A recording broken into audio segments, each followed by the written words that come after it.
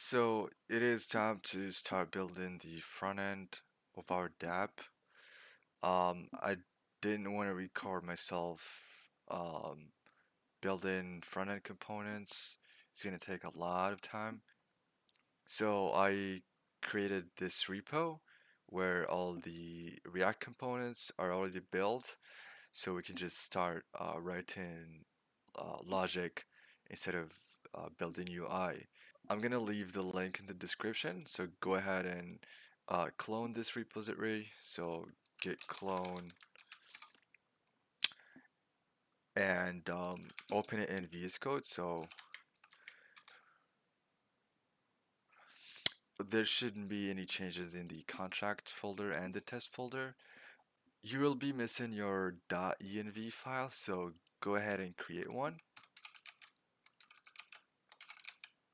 and copy the values from the previous project into the new .env file. So all the React components are located in the source folder. Um, so let's give a brief overview of the codebase here. Let's start with the pages folder. This is a special Next.js folder.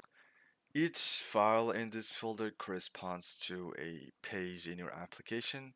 So let's run yarn dev to run the application on localhost.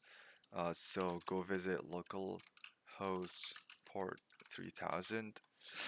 So as I said, each file here corresponds to a page in the application. For instance, the index file corresponds to the home page with no path here. The owned file corresponds to the slash owned page, and the slash create page is the create.tsx file. And for the underscore app component, this is another special Next.js component where you can have stuff that is shared across all pages. So this component takes another component and props in the params, and here I just wrap the passed in component in a layout component. So this component that is passed in the parameters will change depending on which page we're in. So if we are in the index page, this component will be the home component. If we are in the create page, this component will be the create component, and so on. And as you can see here, I'm not doing much besides wrapping the whole page in a layout component here. And you may have noticed that there's something that does not change here across all pages, and that's this top bar.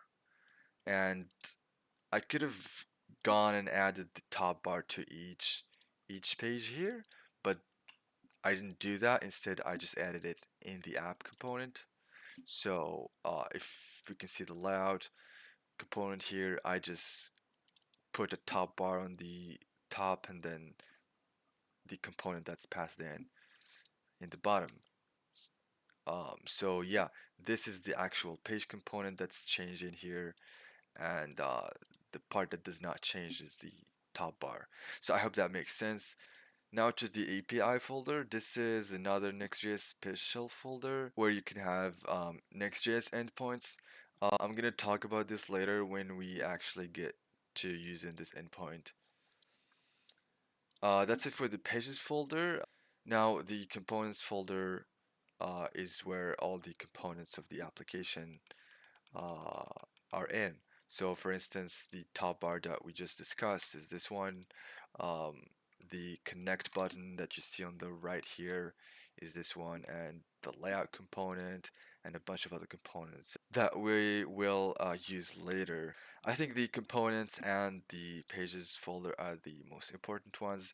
Feel free to explore the code base on your own, but in the next video I'm going to make this connect wallet button work. So when you click it, MetaMask will open up and you can log in with your Ethereum account.